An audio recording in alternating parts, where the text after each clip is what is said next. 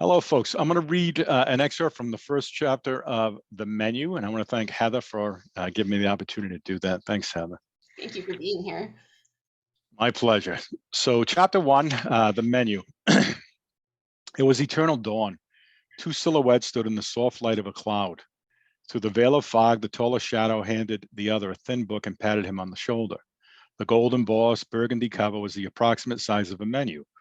Amid the faint sound of birds chirping and a whistling wind, the silhouettes remained faceless. Gently and lovingly, God wrapped his arm around Finn's shoulder. This is your life. Order whatever you wish, but keep in mind, whatever you choose to taste, you have to finish, he told Finn before sending him into the world. Nodding anxiously, Finn started flipping through the menu. As he read, God continued in a whisper. And you should also know that others have made their own choices. There was a pause. Choices that are different from those you'll pick. I understand, Finn replied, though there was no way he ever could.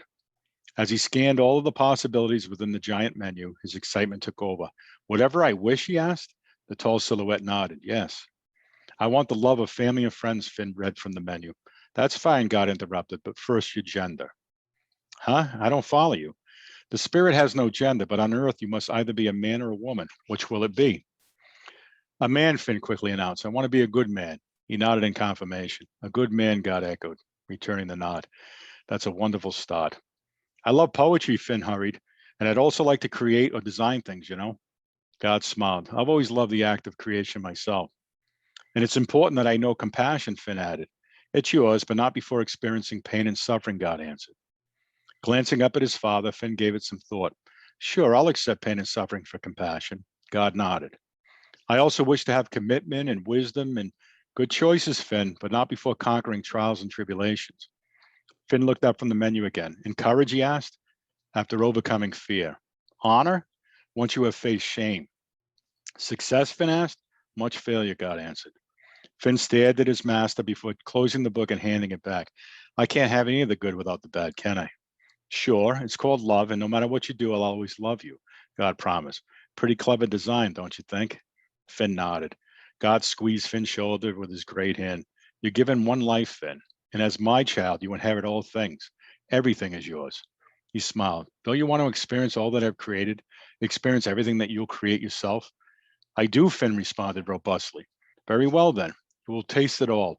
But before your journey begins, you must tell me your purpose. I don't understand, Finn said.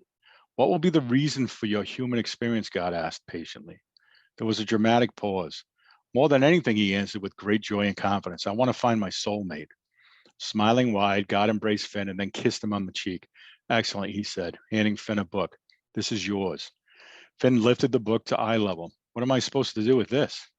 It is your life's ledger, God explained, removing his arm from Finn's shoulder. Your accounting. Forgive me, Father, but I don't understand. Your life is the greatest gift you'll ever receive. And the greatest sin you can ever commit is to squander that gift. Along with your life, I am also giving you free will to make your own choices. He raised one eyebrow. Kindness or cruelty, integrity or corruption, each decision will be yours alone to make. But free will also carries accountability. He gestured toward the book. This is your ledger. Every single thing you think, say, and do will be documented. And when you return home to me, we'll review it together. Do you understand? Yes, Finn nervously stammered. But but how do we pay for our sins? He asked nervously. Most people receive a conscience. Most people, Finn repeated, surprised. Not everyone has a conscience. God shook his head. It's on the menu, page 3, I believe, but there are those who avoid it. And for those who don't have a conscience, how do they trust me? They'll also experience the impact of their thoughts, words, and deeds on earth, God. God nodded. You know that saying, this is going to hurt me more than it hurts you? Where do you think that comes from? I'm the king of cliches. He shook his head. I love cliches, he said, smiling. I created them early on. Finn stared at him in anticipation. I digress, God said, looking into Finn's eyes. When I watch one of my children make the wrong choice or some detrimental decision, he explained, believe me when I tell you that it pains me to sit back and do nothing. But what else can I do? He half shrugged. Otherwise, you would all be puppets, and I never wanted that. His smile returned, portraying a joy brighter than the sun. I've always thought that puppet shows are overrated. Finn chuckled. But understand that free will requires no interaction on my part, God said. There's no way to change that, Finn asked. Of course there is, God said. It's called prayer. Finn pondered this idea. It has to be the will of many for me, the universe, as some folks like to say, to intervene, God explained. Well, at least I'll be getting a conscience, Finn thought aloud, shuffling his feet. You'll be with me, right? He asked, his voice sounding sheepish. God draped his warm arm around Finn's shoulder again. Always, he promised. I will be with you in your most joyous moments and unspeakable pains. Unspeakable pains, Finn squeaked. Your life on Earth is barely a fraction of your existence, Finn. The pain you'll experience is so temporary that it's actually insignificant in the grand scheme of things. The lessons learned, however, are invaluable because they will last for all eternity. God gestured toward a river of light. Learn to live within the river and flow of life's river. The rhythm and flow of life's river. There will be smooth stretches and dangerous currents to navigate along the way, but your faith will be your vessel. You can either build a sturdy ship or a leaky raft. As always, it's your choice. Okay, Finn said, faith. The confidence and excitement he'd felt at the start of their conversation had all but left him. I know you're afraid, Finn, but you must learn to embrace the fear. That's where growth can be found. As I said, there's a rhythm to life, a balance, rain and sun, good and evil. God laughed heartily. So take chances, make mistakes, ride the big waves, and squeeze every last drop out of the life I'm giving you. He peered into Finn's eyes. Stay humble and kind, and be generous with your bounty, trusting that it will be replenished. And whatever you do, don't return home to me with any regrets. He nodded. Love hard, play hard, work hard, and be sure to relish the ride. I promise it'll be remarkable. Love hard, Finn repeated, making another mental note. Well, it is the reason, God said, giving Finn's shoulder another gentle squeeze. The reason for what? Love is the reason for everything, God said, matter of factly. For life.